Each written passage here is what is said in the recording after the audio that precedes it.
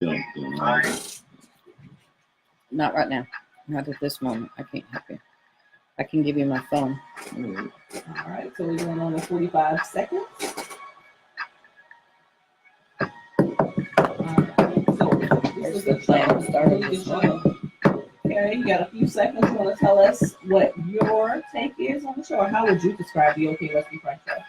Well, pretty much the same as him. I think we go with real life circumstances and situations and how God has brought us through them and or will bring us through them. And just all to the glory of the kingdom. Amen, amen, amen. It all works together for the good of those who love the Lord. Absolutely. So we're going on 8 seconds. All right, look for us to do a lot in the community. We take the... All right. Hey, good afternoon. Well, I guess it's good morning still. You are listening to 1320 AM WCVG, The Voice. Another episode of OK, Let's Be Frank. I'm Kay, this is Frank. Hey! Every week. Thank you guys for listening. Super awesome. We got a lot of good things coming up in the weeks to come. If you wouldn't mind, just keep tuning in. Show us some love. Give us some shout outs. Absolutely. Thank you. We are live on Facebook. You can check us out at OK, Let's Be Frank. We have a Twitter. We have a YouTube page. So if you can't listen or watch live, check us out at OKaye, Let's Be Frank on YouTube. Subscribe, like, share. Just give us some feedback and tell us what you think. We really appreciate it. Weeks to come, we've got some exciting things coming up. I've gotten in touch with some people who have a lot to do in the community with the heroin epidemic and trying to fight it. I've got some youth leaders who are just starting out in their journey with ministering to our young people who are our future. I'm going to have some of them on. I mean, we've got a lot of good things. 2019 looks to be a huge year for OK, Let's Be Frank. Woo-hoo. So as we dive into the Word, get closer to God, and talk to guests, OK, Let's Be Frank becomes legit, real, raw, and relevant. We want to be as real as possible. We want to be as raw as possible. We want to be as relevant as possible. Absolutely. That being said, today's going to be kind of a hard day to deal with, but we're gonna power through it because God said so. Today we will deal with grief and the loss of a loved one or a friend. We have. I'm sure we've all experienced a loss or two in our lifetime. Last Tuesday, just went to a funeral for a buddy who was taken way too soon by addiction. And even though the man tried, he was in recovery and had a lot of friends in place and had a lot of backing and just support all the way around. The enemy snuck in, but that doesn't mean it wasn't his time. I mean, that doesn't mean that he's not being held by the hands of God right now. The thing is that even though the physical is gone, we have memories to hold on to, most of which are pretty good. And the Spirit is always going to be with us. There's no easy way to really talk about this discussion. In Exodus, it talks about if you do cry out to Him, He will certainly hear your cry. It sucks to lose a loved one. It's definitely not easy, especially when they were close. I remember when my grandmother died, we used to sit around. She was the one. She would teach me how to play. She taught me how to play rummy, and we'd sit around and play cards. And she would tell me stories about my grandfather and my mom, and I learned a lot about life, a lot about olden times. It was almost like a different culture. You know, it was like going back in a time capsule and learning.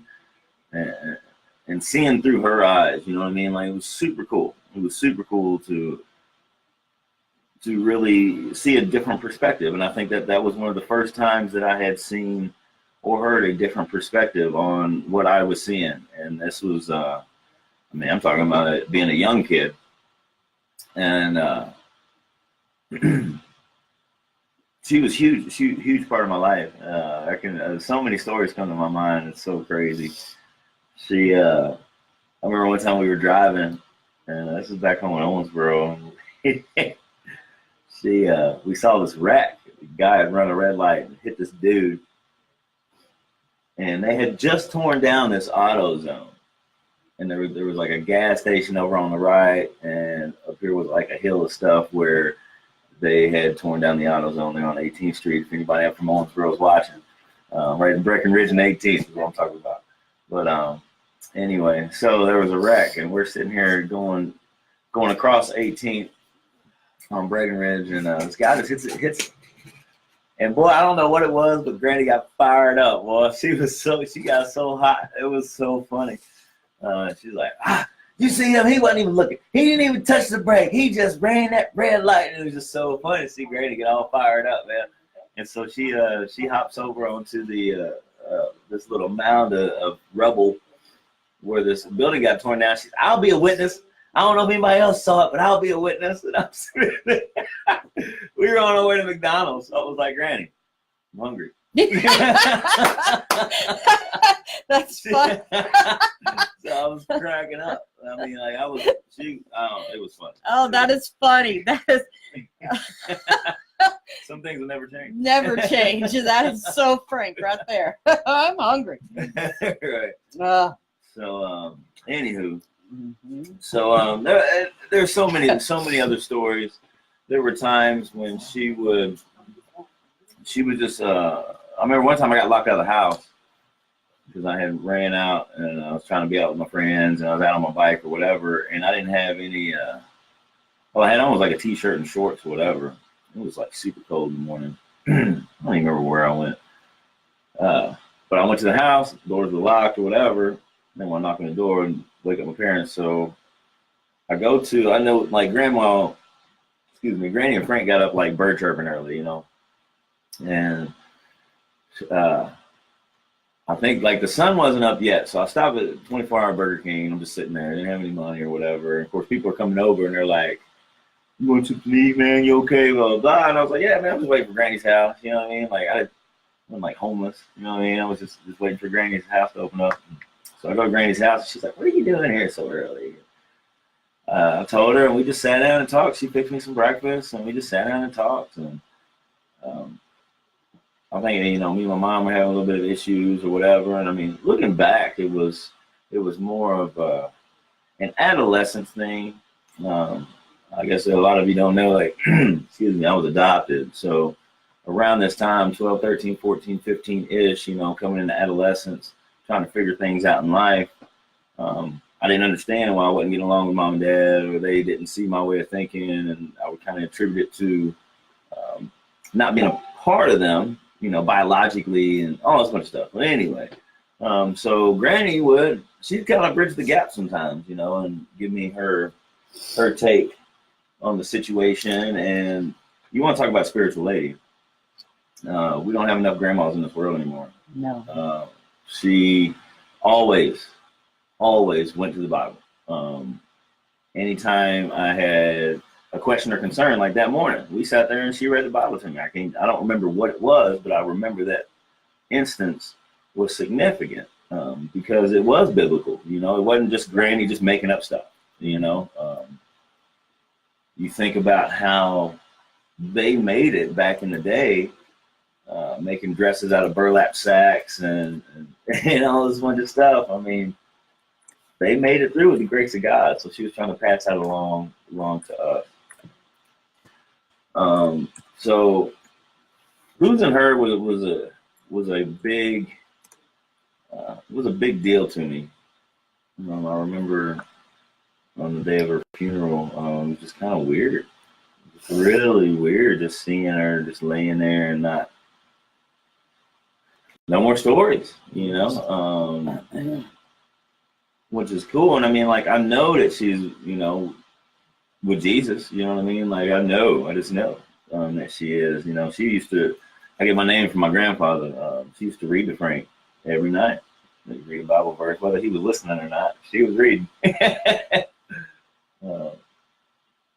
But she's in a better place for sure. And there wasn't any thoughts of the grieving part is hard because we miss them.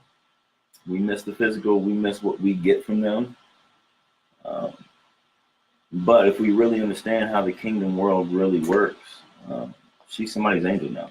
You know what I mean? She's looking over somebody now. She's got a different responsibility. She was here on earth for us. Now she's a part of God's army. And she's looking over somebody. You know, she's helping somebody right now. So when we lose somebody, we got to try to think about those things.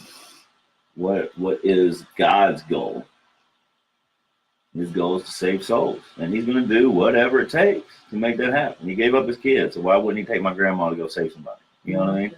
Yeah. I get it.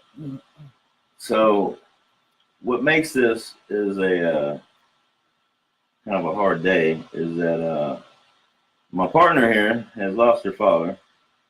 Found out this morning pretty early that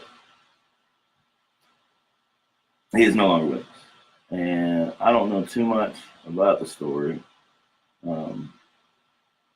So if she's able and wants to, I'm going to turn this over to her. But there's a verse, Ecclesiastes. Chapter 9. Looks like Ecclesiastes 1:18. And it says, "For much wisdom comes much sorrow. The more knowledge, the more grief." And I guess what I take from that is, you know, your dad's no longer with us, but he gained some wisdom. We gained the sorrow from the loss of the physical, but he gained a lot of wisdom. A lot of questions that we have down on earth about the kingdom, he knows now. You know, again, he's joined with Granny, man. They're saving souls. You know what I mean? You got to think about it that way. It's not really about us at this point. It sucks. It sucks not to have them. It sucks not to get that phone call every day. It sucks not to be able to share life. But they know. They know what's going on.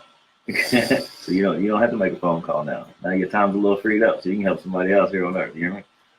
So tell me a little bit about that. Tell me how you know, the past couple of years or whatever, weren't you telling me that there was like some issues and you kind of resolved them and then y'all started talking every day? And so I'm very grateful for the fact that I was able to talk to him Monday through Friday every day. You know, he didn't call on the weekends because he didn't want to interrupt my weekends, but he would call me every morning on the way to school. And I'm glad and thankful for that. My dad has I've always been classified as daddy's girl. Always, always, always. And for a long time I embraced that. Yeah, I'm daddy's girl. And then for a long time I did not embrace it at all. And now I'm like, yeah, I'm a daddy's girl.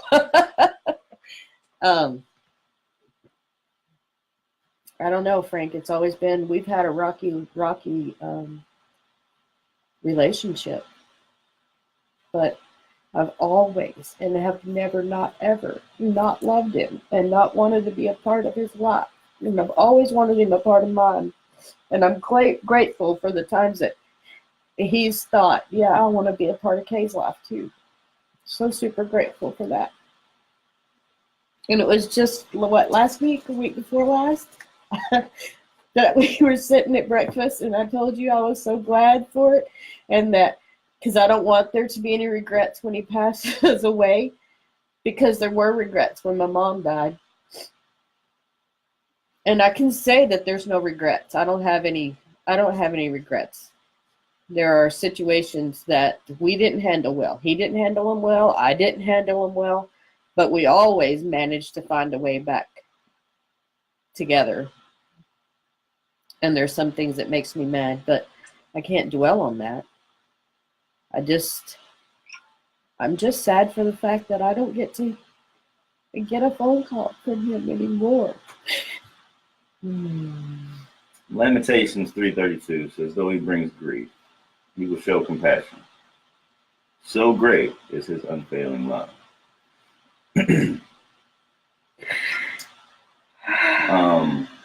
It's been 10 years, what'd I say, 36 days between the passing of my mom and the passing of my dad. And they both died too young. My mom was 55, my dad was 69. And I just feel like it's just sad. In so many ways, it's sad that their life was short. But it's made me decide to do things for me, to make my life better, to make the kingdom better, to not be one of those short-lived lives. It's things like this, and whenever my buddy passed, or I went to a funeral last week, it's things like that that really make you look at yourself and kind of gives you not really a new lease on life, but it kind of reiterates, man, listen, you get a breath, you get another day, you get more time to affect somebody else. Our purpose in life is not for us, it's for people.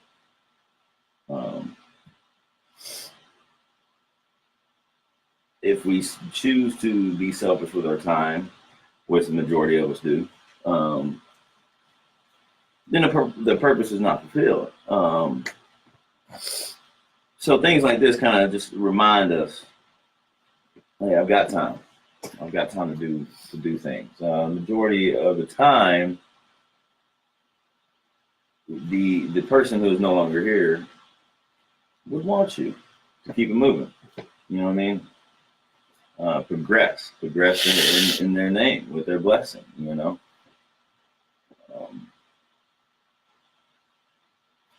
It's definitely a hard thing for sure, but it's a good thing.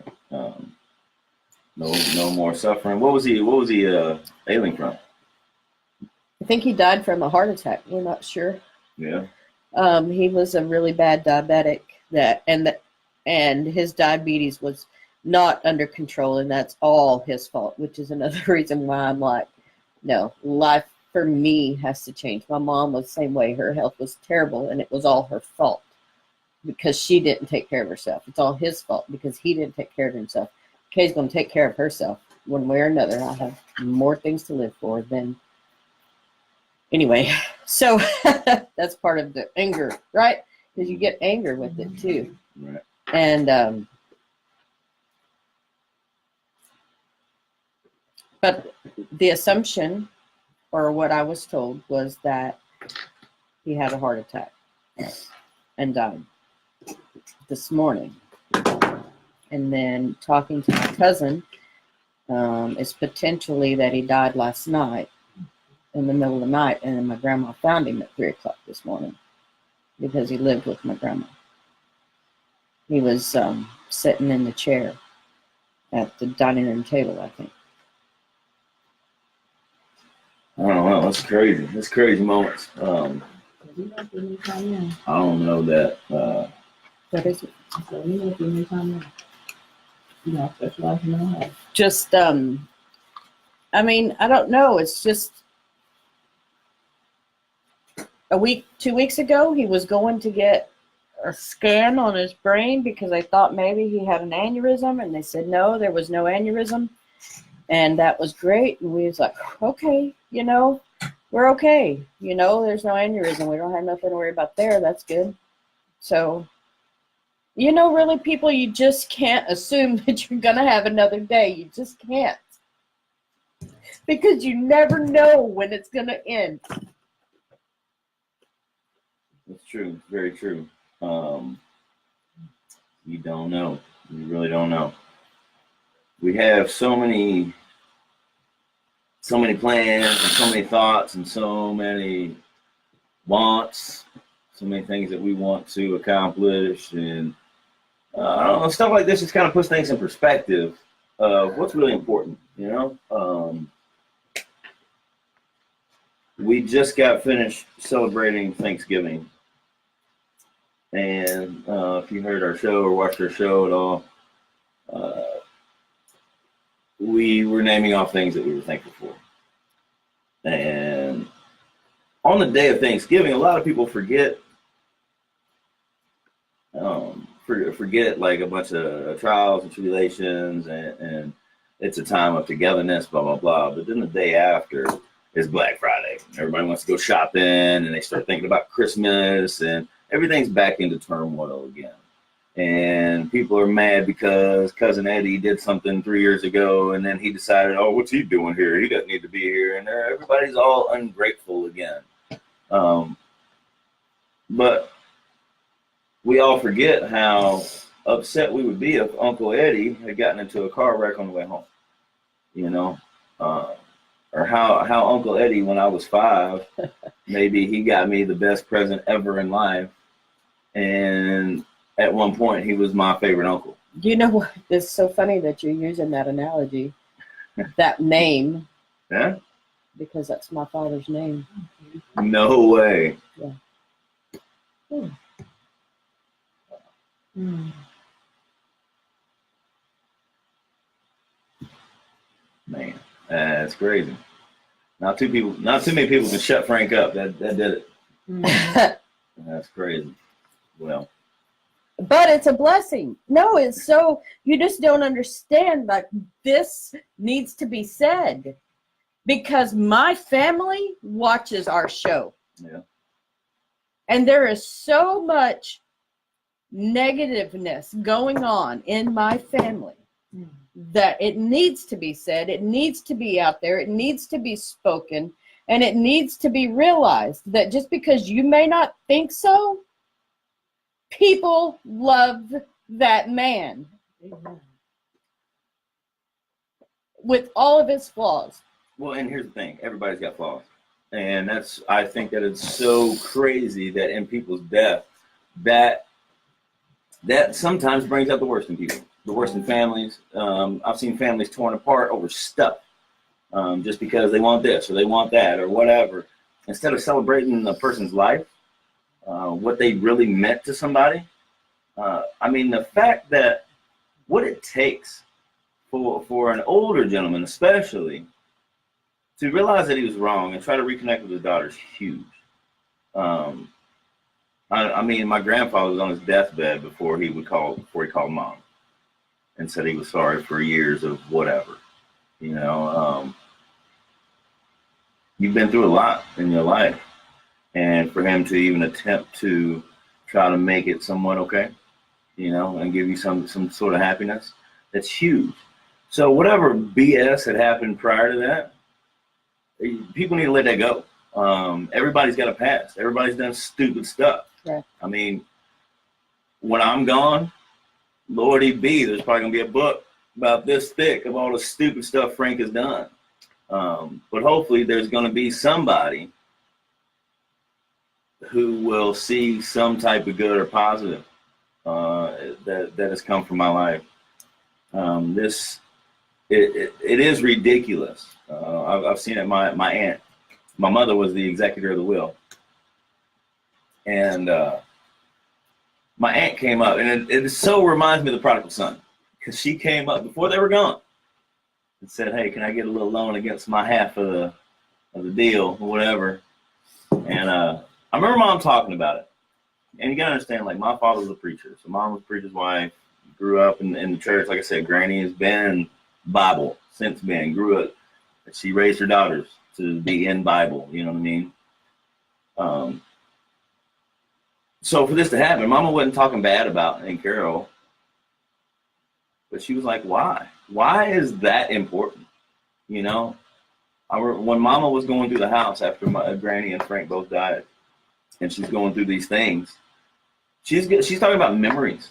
She's talking about, man, I remember this. Man, I remember that. You know, and she would sit and cry at times, you know, and do all this stuff. But there was nothing about there wasn't anything about things, you know, for family to get all worked up over stuff, money, past experiences. Y'all gotta let it go. Y'all got to grow up. It's not about that. It's not about any of that anymore. It got to the point where mom said, "No, I'm auctioning off everything." You know what I mean? And that's what she did. And I mean, Frank had a business. He made chair frames for the Tom Blue chair company. He was a woodworker, and we all kind of made a joke when he died. They put him in an oak casket, right? And we all were kind of joking around. We were like, he would probably spend at least 45 minutes to an hour picking out everything wrong with this casket and how it was made wrong. And I guarantee he would have. But he was a craftsman, you know what I mean? And we could either look at how much of a, excuse my French, I'm gonna say it. I could look at how much of a hard ass that he was, because he was a hard man. But later on in life, all that got explained as to why it was that way, because he was scared to death that he was gonna let somebody down. So he was very into working, and that's what you did. I bust my butt to make sure my daughters eat. That's just how it's going to be. Anybody else, if you're coming in the way of that, if you're stepping in the way of that, you are wrong. And that's just how it was. It didn't matter if it was granny, if it was mom, if it was anybody. You step in the way of me providing for my family, it's a wrap for you. And he was a very hard-hearted person, people thought. But toward the end, when he finally started opening up and sharing things, he was literally scared to death that he was going to let somebody down. He wanted so bad to prove his daddy wrong. His daddy told him he wasn't going to amount to anything. You know, he wanted so bad for that to happen.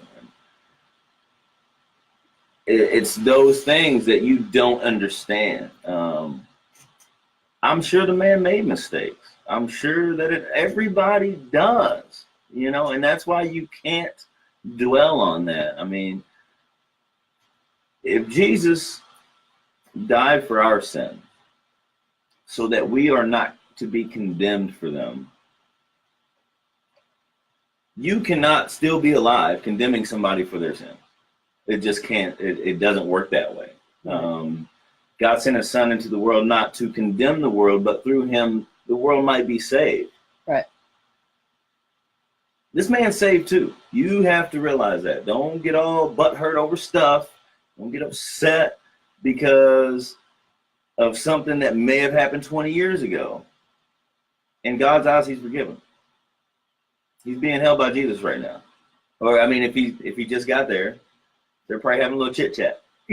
You know what I mean? They're probably having a chit chat. You know? But I fully believe he's there. Right. And Absolutely. That's all that matters. None of this other stuff matters. And like I said, that's what my cousin was telling me this morning when I was telling him some things. He's like, what matters is what y'all had and what's going on right now. Stuff that happened before doesn't matter. Who cares? Right. Who cares? You don't need to be hanging into that. Right.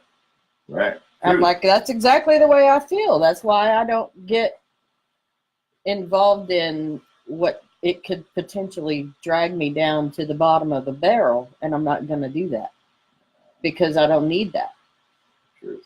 And I can sit here and feel confident that my dad knows that I love him, and that my dad knows no matter what, through all of the crap, that I loved him and was going to continue to do so, and that he was accepted by me, period. So, I mean, I can go with peace. With mom, it was a little different, but I think it is different between moms and dads anyway. So, I'm going to miss him greatly. Every relationship is different, you know, and I was always, growing up, I was always closer to my mom. And for certain reasons, like I thought my daddy was a hard man, you know, and didn't really relate to my father and things like that. So when I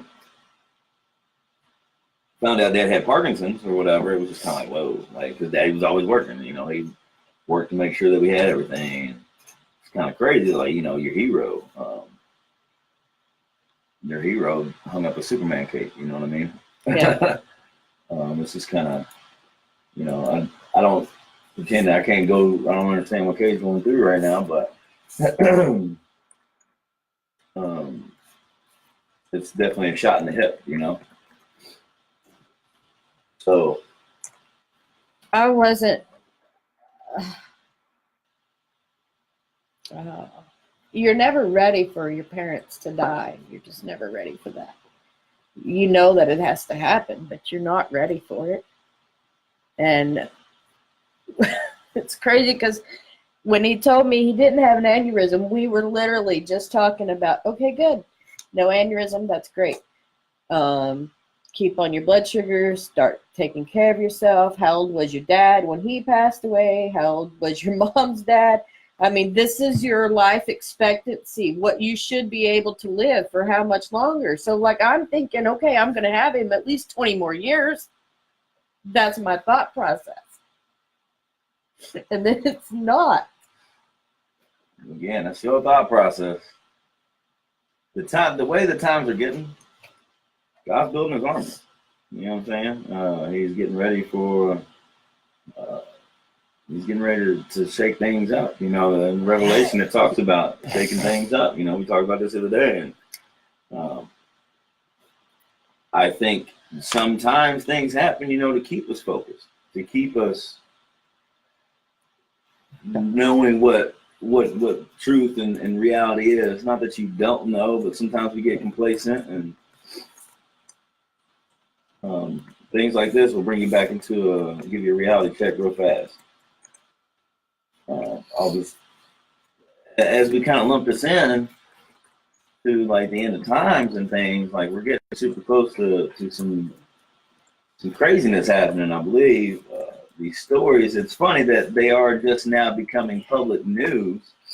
But we did a piece, or we did a show on the climate change and things that are going on in the world and all this. Well, I've just seen 2 news stories now where they're saying scientists have proven that human effect on the world is changing climate. We lost, like, over the past 40 years, the world's just getting in bad shape. Have you seen where California is trying to vote to take the Bible or whatever it is out? And, like, literally it was on the news. I don't know, Ken was telling me. And then right after they tried doing that, it's when California's got set on fire. No. No, I didn't see that. Yeah, but it's like, I'm like, woohoo, check that out. Let's see if our God ain't bigger than what you think he is. Well, if you think about it, though, I mean, that's kind of ironic. But if you think about it, like, if you start read any type of philosopher or prophet or any of this stuff, they talk about our hemisphere, our nation specifically, troubles in California, parts of, you know, southern Midwest, whatever, being underwater, our East Coast being underwater, and all this bunch of stuff. Like, people love to get on Facebook and be like, "Stay woke, America, stay woke," and you're talking about stupid political crap, but the literal things that are going on right now, right, are biblical. Yes. And so at that point, I'm sorry, and I'm not choosing one side or the other. I'm definitely not that type of dude, purple perspective all the way. But God's not going to care red or blue color. Our government isn't a government. You know what I mean? That's what we have to understand that. God has laid down the law. We have a rule book. We have all that. He's laid down the law already. And everything is coming to pass. Now, people will say, we heard, was it at Frisch's? Where the girl was like, no, it wasn't Frisch's, it was Dixie Chili. Yeah. We ate that one night before Bible study or something. Right. Mm-hmm. Mm-hmm. She said, "Oh, these things have been going on for years. It's all right. I just take it with a grain of salt and just keep on moving." Right. And I know people say that. Okay, that's fine. It's true. Things like this have been happening for a long time. But the Bible clearly states that with more intensity and more frequency come the fruition of these prophecies or something like that. Right. Like and it's time to stop taking it with a grain of salt. Yes. And start be taking it serious about it. Right. I'm so sick of people saying the two things you don't talk about are religion and politics. Talk about it. Right. Be about it. Right. Quit being silly about it. Right. I mean, cheese and rice. Okay, we're not going to get along. I don't like ketchup. Fight me over it. You know what I mean? Like, it's stupid. Like, you just really, those are just ways to run away from the truth. Right. You know, people say things all the time. I was listening to a sermon just last night. And I'm starting to love this guy for sure. But listening to a sermon, and he said, I don't know who this is for, but you're running. And I was like, running? And he said, you've got time to look in your Bible. You've got time to read. He said, you scroll on your phone all the time. Open up the Bible app. Scroll through the Bible app. He said, you ain't that busy. Nobody's that busy. If you want to call your boyfriend or your girlfriend, you make time. You make time to go to work, and when you're at work, you're on your phone. He said, you're not that busy. And I was like, preach it, brother. So when people, it's so funny when people, man, you know what? I just been too busy. I've been so busy. Oh my God, I've been so busy. Okay, so you didn't want to. You didn't make time for me, is what I hear. Right. No, I mean, that's true. That's literally what God says. Exactly. He says, "Oh, you're too busy, huh? You didn't make time for me." Okay. You don't have to. But man, you gotta understand, when that sky opens up, he is not playing. And his army is gonna come down here, and they're gonna run it. You know what I mean? It only takes 5 minutes a day. And I'm guilty of saying I didn't have time. I don't have time for that. I'm guilty of that. No, true, we all are. I didn't have time to stop and get coffee. But it only takes 5 minutes a day to even get you started. And you can give up 5 minutes. Give up 5 minutes on Facebook. Right. We could give up. How many times do we sit on the toilet with our phone? How many times do we wake up in the middle of the night and just sit there? And I mean, heaven forbid, people got porn problems. How much time do you spend watching porn? How much time do you spend? And you know, you're saved, but you do have a period of accountability when you get back up there. And he's going to say, what did you do? And when you say, oh, I spent all this time on Facebook, and he's going to say, but why didn't you give me 5 minutes? What are you going to say? What are you going to say? I don't know. No, they'll say, well, I posted that if you type amen in the next 5 minutes, you will be blessed. I posted that twice. That's what they're going to say. Well, I said that God be the glory about 3 times last year. Does that not count? You know what I mean? I mean, come on, man. Come on. Like, right. And I'm not saying like pick up a Bible, be a Bible thumper. I'm just saying it goes through your mind. God goes through your mind. He's talking to you. He talks to all of us. Trust me, I get it. I'm 36 years old. It has taken me 36 years to literally get to this point to where I want to buy in. I want to feed myself. Right. I want to feed my soul. I want to learn more. Right.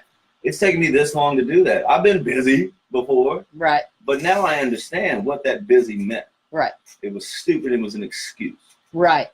You know what I mean? And I'm talking about me. So I just want you to analyze yourself. Right. What's and the ask most yourself, important thing? What are you? Are you too busy? Are you too busy for God? You got to ask yourself that. Anyway, just to kind of come full circle, I'll just say all that to say that times are getting bad. We're not promised tomorrow. We don't know. If he comes tomorrow, what are you going to do? What are you going to say? Like I said, you're going to be like, well, I posted amen. Or the little hand emoji when somebody said something I like, Lord, you know what I mean? Listen, we all know. We all get it. It's not good enough. It's really not. It's not good enough. God's building his army. And so when we lose somebody that is especially close to us, we have then kind of, we have a responsibility. You know, Frank, this is really, Dad and I never really had any religious conversations prior to us doing this radio show. And he was never a full-on go out there and live your life for God kind of person. Never was. But see, like I said, these conversations in the mornings on the way to school, they just really have changed things. He said, man, he told me one day after we started our show, he's like, man, Kay, you are really, you're really outspoken about your beliefs these days. What's, kind of like, what's up with that? And I'm like, because I truly feel it. I truly believe it. This is truly the way I want to live. And Jesus has done this for us and blah, blah, blah. And he's like, no, I mean, I agree with you. It's just, this is a different side of you that I've never seen before. I'm not crazy. I'm just a little unwell. I know right now you can't tell. Absolutely. Stay a while. So, but and you'll it's see great different side of me. because Dad had things in his heart that he felt. He just couldn't and didn't know how to express it, didn't know how to let it go. He didn't have a platform to do things on. And even if he did, he was too scared to do it. Right. I mean, I just know that he was. I just know these things about my father. I know what he said. And that's what I was getting at. We have a responsibility when these things come up. We have a responsibility now to make sure. Listen, we all have a ministry inside of us. All right. And you need to get out of your head the thought that a ministry is sitting on a pulpit on a stage in front of hundreds of people outside in the community, blah, blah, blah. Those things are great and are needed, yes. But your ministry could be the person sitting next to you at work, the person sitting next to you on a bus. There are so many, your kids. My cousin just said that my dad has told her that he was proud of me. That's what's up. The ministry is something that you have to understand and not be scared of. I mean, just talking to somebody is a ministry. Telling somebody how much God has blessed you sometimes is enough ministry to change somebody's life. Right. But if you keep that inside, nobody's going to know. Nobody's going to know how great God is. You have to stop making evangelism so hard, because it's not hard. Well, if we talk about it like everyday life, and I love, since I've been going to this new reality center, they're all about recovery and stuff, and super awesome folks, and I'm so glad trying to get some of the people on here to come talk and tell their story. But I love the way that they put these stories. All right, now when you read the Bible, you have to get that idea of condemnation out of your head. God doesn't condemn. That's where the enemy tries to get in your head. All right, God is about love. Right. So if you have a thought of condemnation in your head, that's you. That's not God. Satan. I don't give him that much credit. I'm not saying his name. He's the enemy. Okay. So,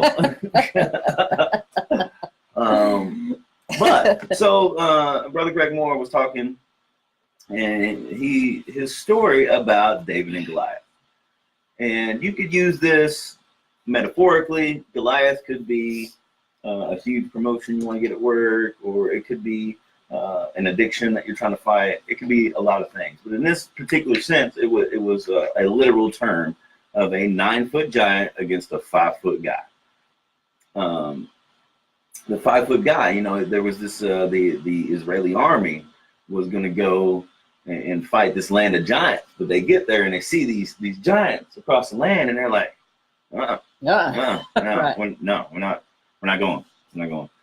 And so King Saul was looking around, and he's like, come on, guys, you can get him, I'm going to stay here while you go get him, and, Right. and blah, blah, blah.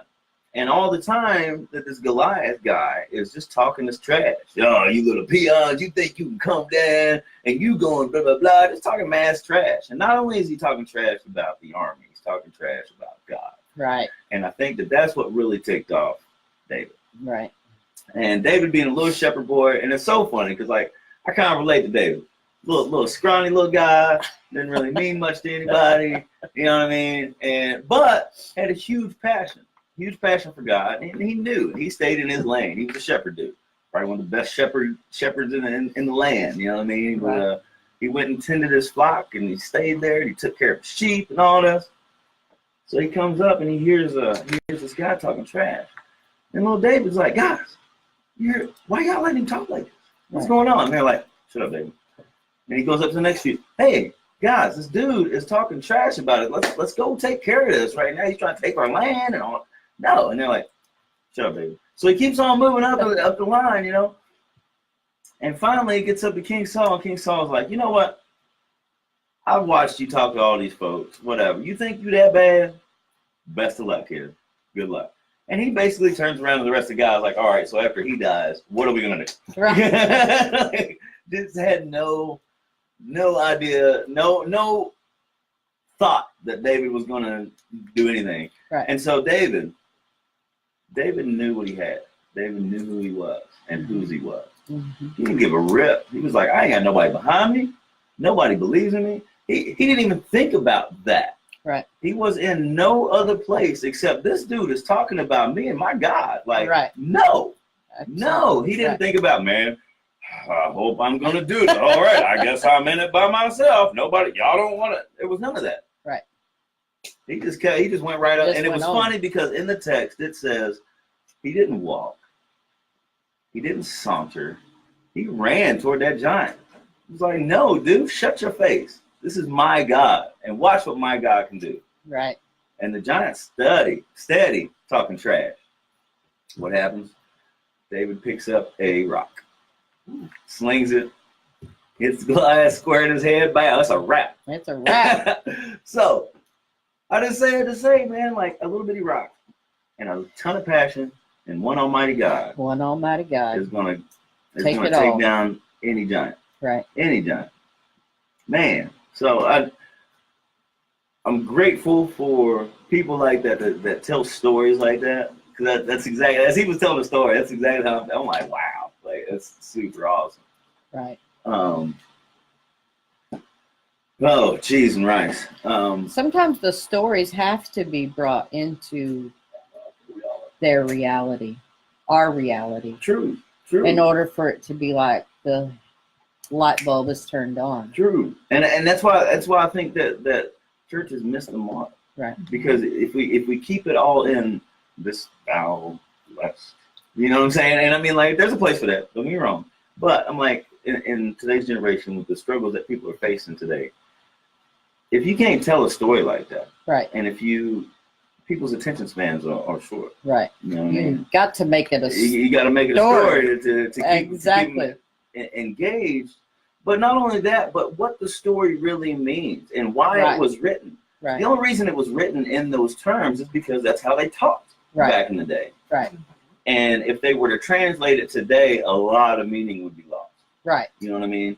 So we have to use God. God has to use us to interpret it, to talk to Right. the people that He has entrusted in our circle. Exactly. But that takes you to dive into the Word. Right. You know what I mean? And you do, and you have to do it with your heart open, so that He can talk to you, and then learn how it's relatable to you in your life, and think of people. I mean, if you think of some of the things that you've gone through, He's the only one that can help carry and did and was help carrying you through those things. right. There's no way, no other way.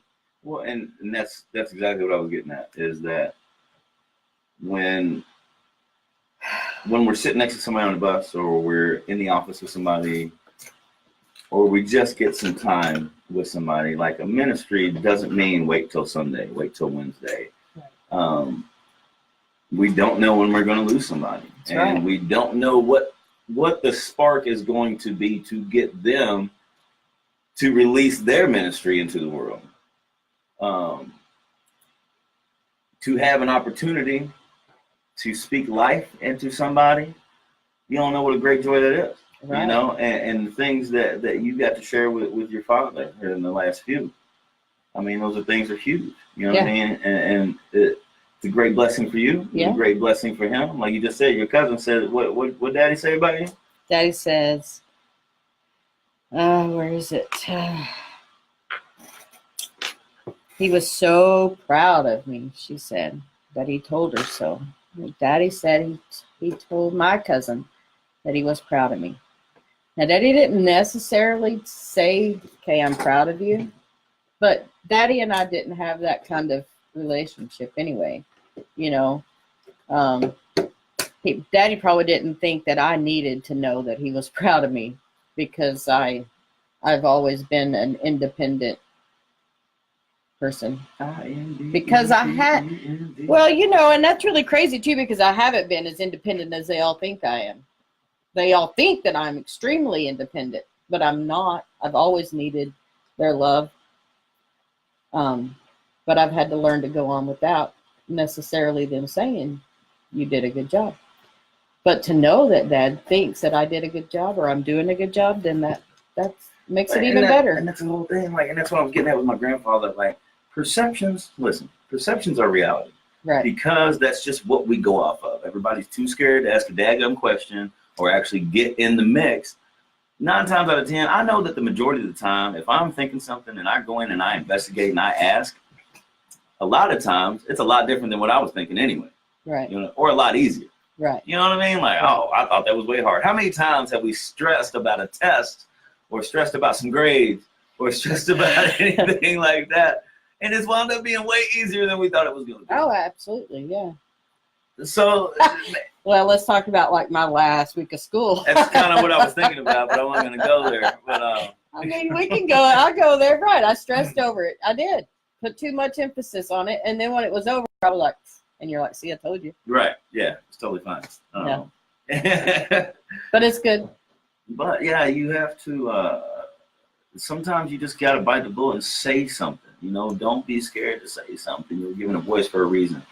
It's so funny how quick somebody will be to yell at a server if their food's messed up. But don't talk about God in front of them. We don't talk about that. What? You will belittle somebody and make them feel like trash because your medium rare steak came out medium well, which is fixable. But you won't tell somebody about the goodness of God that may change their life in generations to come. Get out of here. Right. Stop it. Right. We've got to get our priorities straight. This stuff is ridiculous. Mm-hmm. I'm going to yell at my family member because I wanted that plate and they think they're going to come down here and get that plate or whatever. What? Right. That family member may be gone tomorrow and right. You're worried about a daggum plate. Right. Shut your face. Right. You know what I mean? Like stuff like that makes me so angry. What is really important? What is really important? We've got to understand what's really important. We got to wake up. We get breaths. Right. We get to see things today. It's rainy and it's cold here, but it's still a beautiful day because we got to wake up and experience God's goodness for one more day. You know what I mean? Like be grateful. We woke up. Everything else is a bonus. You know what I mean? Grandma, I know you're not watching right now, but if you do watch, I love you. I'm sorry for everything that we've gone through. And I hope to see you really soon. I love you.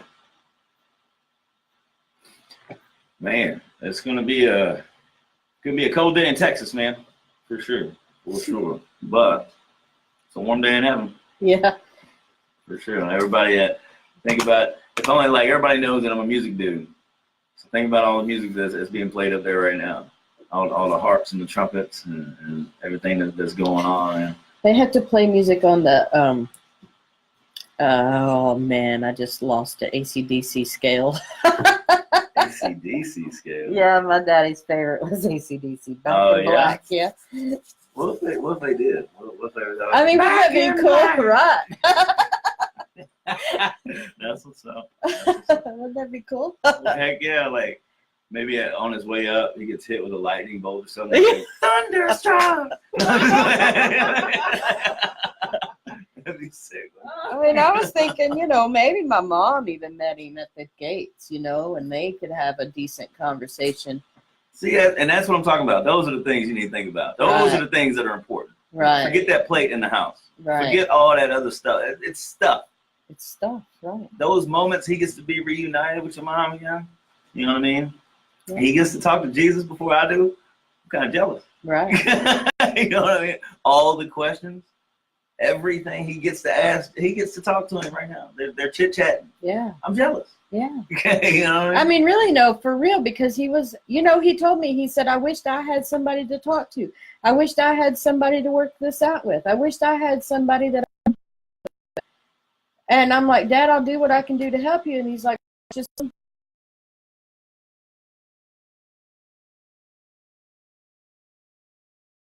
But I don't have to understand it. Right. And I'm just realizing, I mean, I'm getting better at it, but today, he can talk to Jesus. Mm-hmm. To Jesus. Right. Right. I know. How exciting. And finally feel as accepted as he really is. True. I mean, probably that is the thing that's going to come out of his mouth the most today is like, why didn't I do this sooner? Right. Oh, man. If I'd only known. If I'd only done it. My mother used to tell me. Oh, man. My mother used to tell me. The words you're going to say the most. If I had only. If I had only. Man, so try to limit those words. Try to limit that phrase in your life. Right. I mean, you still got a chance. Exactly. While you have the chance. Because now you have the ability to think about, if I would have only. Think about that now and stop saying, if only. How can I? How can I? Exactly. And then make those steps. Right. That's exactly what you got to do. And it's not hard. It's really not hard. It's not. It's just different. It's and right. That's what, like, and going through like all this recovery stuff and with these folks, man, it's not hard. It's just different. Everything, God gives us a way out of every situation. So, was it Mark 12? Love God and love people. If you love God, you're not going to do anything that would go against God. Or you're going to try very hard not to, right? He's going to give you a way. So if you turn to him first, when a problem arises or when you start to turn the corner and go a different route in life, you turn to him. God, hey, I don't know how to do this. I remember the Bible study, that man walked in to church. And I was just kind of like, kind of new into all this or whatever. I'm just changing my life. Anyway, and he says, will you pray with me? And I'm like, sure, yes.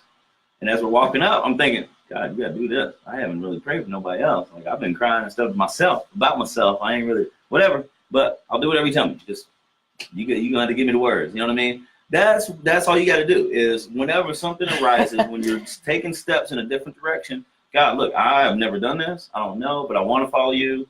So you're going to have to help me. And he will. I was going to say, just watch. Just watch how it happens. Faithful. Yes, it's amazing. I've seen so much good growth and change in you in the time that we've been together. It's just a great, and I keep telling you, woohoo! I'm in for a ride because it's we're together, and I'm gonna ride this train, buddy. So yeah, but it's awesome. God's revealed a lot. About, and it's funny because I don't know if I've said it before. I've said it to other people, but maybe not on here. But anyway. All these things that are going on in my life that are happening are not new. They're just things that I had run away from because I was too busy, or whatever excuse I wanted to give. Personal. I was looking at no, I want to go drink tonight, or I want to go party, or this girl's coming over, or whatever stupid reason. Right. It was that I couldn't take 10 minutes to read a chapter in the Bible, right, and really reflect and talk to him and see what he was meaning by that. 10 minutes, people. Anyway, I'm super thankful that now things are really different and I see things differently. And I am super sorry that you had to go through this morning, but I think through this hour we've kind of processed and you kind of understand a little bit more about the goodness and about what's really going on up there right now. And hopefully I can just see my granny right now. She's like, "Hey, come on in and sit down." You know what I mean? Like, that's right. This is Michael. He's dark angel. You know what I'm saying? Like, she just showing him around. You know what I mean? It's so funny. Yeah. But anyway, thank you for sharing your story. I know it's emotional and it's kind of crazy. As we wrap things up, again, folks, I want to ask you to tune in. We've got a lot of things up and coming. Stay with us. We got a new show coming up Wednesday, 12 to 1. So stay tuned to that. Okay, let's be frank. Thank you for listening to 1320 AM WCVG The Voice, another episode of OK, Let's Be Frank. Bye. Adios. All right, adios.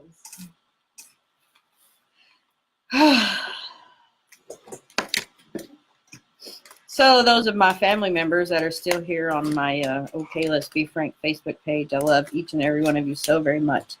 And I know y'all are going through this same time of grief that I'm going through. And it's a little bit different for y'all because y'all are right there. And he's your uncle. He's not your dad. But I know he's touched y'all. And we've all had ups and downs with him. But you've got to remember that he's in a far better place. And we're the ones that are going to be sad because we're still here on this earth. I'm working very diligently at getting tickets for me to get out of here tomorrow morning. So, and by getting out here means I'm flying to Texas, coming home, and I'm going to be there, working very hard at getting that done. And I'm going to try to be there till at least Saturday at the minimum. We haven't really talked about how much longer after that. So, but anyway, I love you so much, and thanks for tuning in. Thanks for listening to Kay and Frank, and we'll get it all Okay, this going. is Frank. That's right. Love you guys. See you later. Bye.